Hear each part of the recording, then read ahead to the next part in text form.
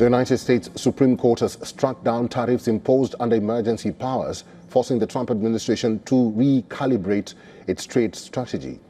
The ruling invalidates the reciprocal tariff regime that had sharply raised duties on several countries, including India.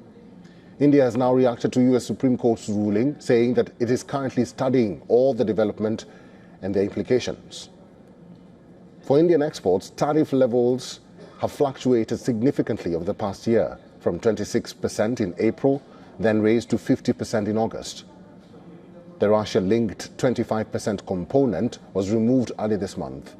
With the emergency tariffs now invalidated, Indian exports revert largely to most favored nation levels, averaging around 3%, layered with a temporary 10% global tariff under Section 122 for 150 days.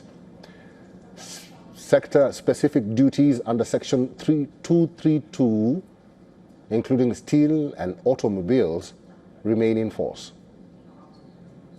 Despite the legal setback, President Trump has insisted that the India trade deal remains intact. Nothing changes. They'll be paying tariffs, and we will not be paying tariffs. Our deal with India is they pay tariffs. This is a reversal from what it used to be, as you know. Prime Minister Modi is a great gentleman, a great man, actually, but he was much smarter than the people that he was against in terms of the United States. He was ripping us off in India. So we made a deal with India, and it's a fair deal now, and we are not paying tariffs to them, and they are paying tariffs. We did a little flip. Trump also linked trade negotiations to India's commitment to reduce Russian oil imports and expand defense cooperation. However, questions are emerging around the broader trade framework announced on February 6th. The joint statement indicated that India intends to import $500 billion worth of U.S. goods, grant zero tariffs on many U.S. exports, and address non-tariff barriers. Opposition leaders have questioned what happens to these commitments now that the emergency tariff structure has been struck down. Economists have also expressed skepticism over the $500 billion purchase target, noting that such figures may require significant policy nudges and corporate alignment. The Trump administration is now expected to pivot towards alternative legal tools, processes that can take months to conclude but allow the administration to maintain tariff pressure. For India, the reset eliminates the relative tariff advantage it had briefly secured over regional competitors under the earlier framework. New Delhi has adopted a wait-and-watch approach, signaling that any market access concessions will be formalized only after a legally sound interim agreement is concluded.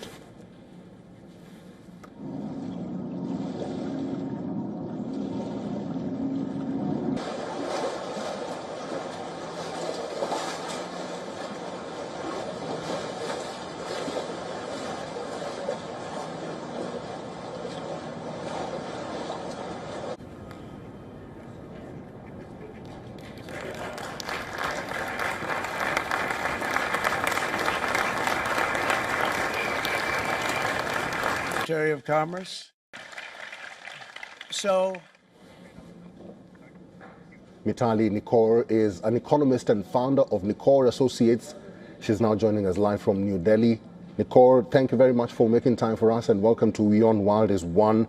What do you make of this joint statement indicating that India intends to import $500 billion worth of U.S. goods, grant zero tariffs on many U.S. exports, and address non-tariff barriers? Now that the tariff game is over for Trump, what happens for India?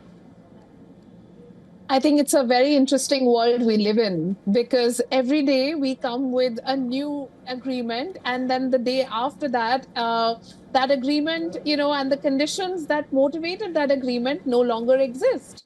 So at this point in time, what was interesting about this tariff and trade framework that was announced between India and the US was that it was only announced on Twitter and on Truth Social. There was actually very little that was announced through the official government websites, and only a basic, framework is announced on the government websites. That we don't actually have a legal agreement or a trade deal between the two countries that has ever been announced. So this gives India a very good advantage at a time like this, because if one does not actually have to secure a reduction in tariffs, then why is a country like India then committing to, the $500 billion imports? Or why is India then committing to removing non-tariff barriers or providing, preferential market access, particularly in the agriculture sector? So, these have been huge sticking points over and which have taken this entire time to announce this deal. But now we are sort of back to the drawing board because the legality of the very tariffs that motivated this deal is in question. Well, Nicole, there are some countries which have taken the ruling with a pinch of salt. There are others which have taken the ruling with optimism. How should India act going forward? Should it recalibrate itself to align with the U.S. Interests, or what should it do? I think at this point in time, one of the very interesting facets of your very question is US interests. But we are not even sure what are US interests when we look at the scenario today, because we have, we are dealing with a US. And when I say we, it means the entire world.